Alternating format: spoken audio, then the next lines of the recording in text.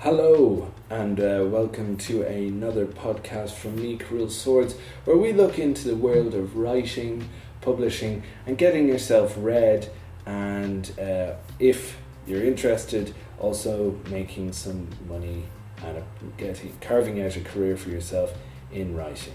So let's get into it without any further ado. As I said, we're looking at Goodreads. Now, Goodreads is out a fair old time at this stage. Probably most people are familiar with it.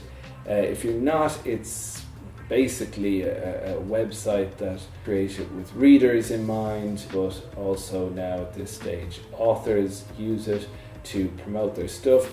Readers get reviews of books, they join clubs and groups so that they can find other works that they're interested in, and authors do get involved to network, to find new readers, and to also maybe learn a little bit more about how to become a writer and how to promote and market their work. So, as with the other podcasts, I just outline a little bit my experience of it, what I've done, and what my overall sort of thoughts on it are at this stage. Now, I'm on it about a month, so what have I done? I've joined groups, reviewed books, had my own reviewed, found interviewers who were looking for authors to interview, written reviews of books that I've read any time over the last 15 years, and generally sort of got to know some other writers while I was at it. So one of the first things, maybe after a week or so of being on it, I got the feeling that there's a heck of a lot of authors who've come to Goodreads and joined as authors. They're not really joining as readers. They're primarily there to promote and market their material, whatever that might be. And while that's totally acceptable. I mean, I came across Goodreads as someone who is interested in promoting my work to others. There is some disadvantages for the site and users of this.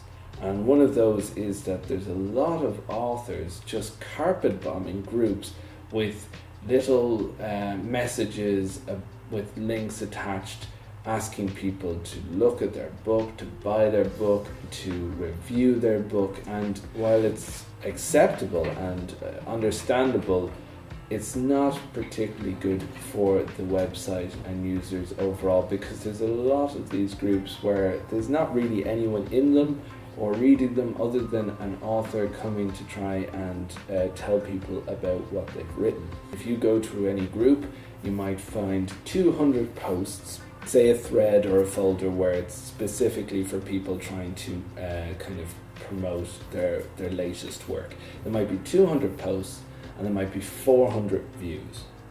So right off the bat, most of the people who are viewing this are the people who have to click into it in order to post their own sort of message or advert about their book. So there's nobody other than authors looking at that folder.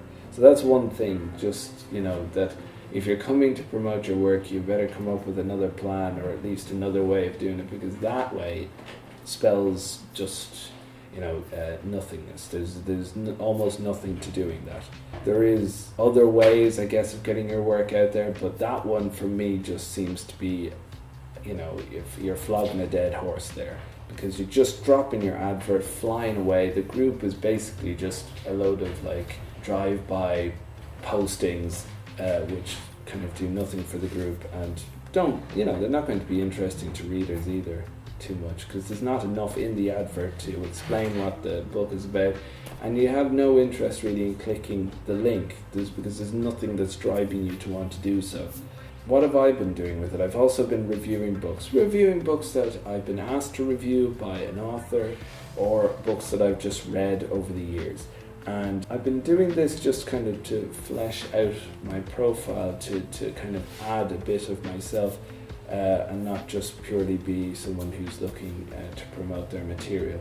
And also it gives me a chance to exercise, my skills to make assessments of books I've read, and it gives people who then get to know you a sense of where your influences come from and what maybe has helped to shape you as a writer as well as a person. that's something I've done. But again, I don't think that is going to be very good at helping you to market a specific book and make sales. It's just something to flesh out you as a person that people, like readers, might be interested in finding out about.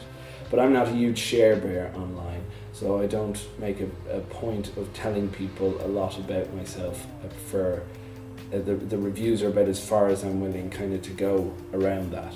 But once you're well known, or once you've gotten better known, these reviews and your thoughts will probably help to promote you overall. So that's something to take into account. Probably writing reviews would be best for someone who actually wants to either make a career, like substantial hobby, out of reviewing books. So you could either be doing it for commercial purposes. There are people there who will review books for money. There are people there who will review books just for the love of it, and you can find yourself somewhere in that group if you like. The only thing is that there is a heck of a lot of reviews already there for stuff, and while your review does get put to the top, it will eventually kind of fall down into the cracks a little bit. So you probably, even as someone who wants to review books, will probably have to push yourself a bit to find reviews. But once you post somewhere like an author group website, you're going to be inundated with review requests. And we'll talk about review requests and how you put them together, or at least how I've found success with them so far. But yes, if you wanted to become a reviewer, this will be a good site for you. The other thing, I guess, I found interviews through it, as a part of the promotion. Overall, I think what I've gotten out of Goodreads isn't so much readers, and it isn't so much buyers. It's the things that go into creating your overall sort of the tools you need to become a better author. So you could find better readers there. Now it's slow going. You're not going to find them immediately. They're going to get a lot of requests. So you've got to shape your inquiry and your request in a way that isn't just a copy and paste. But there are there, and I found at least one so far who's been helping me out. You can also find other writers and books. You can get reviews, but often it requires you to give one in kind. Not necessarily to the author of the book that you've reviewed, but you have to review something. You're going to have to read something in order to get a review. Now, at the beginning, that's fine. I mean, you can get 10 reviews by reviewing someone else's stuff, but overall, you couldn't do that for every book, but it is a good starting point, and that's something that I've done and I found to be effective, at least getting a couple of reviews to kind of, give buyers and interested people a chance to understand your book without having to invest in buying it. So there is a lot to be said about it, but it does take a lot of work.